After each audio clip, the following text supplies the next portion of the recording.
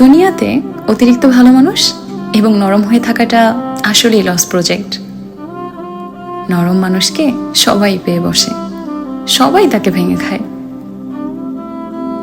যতদিন আপনি কারো বাজে ব্যবহারের বিপরীতে তার মুখের উপর উচিত জবাব দিতে না শিখবেন, ততদিন মানুষ আপনাকে অপমান করেই যাবে।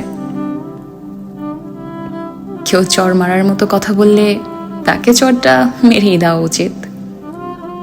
ভালো মানুষই করে সেটা পেন্ডিং রাখা উচিত না।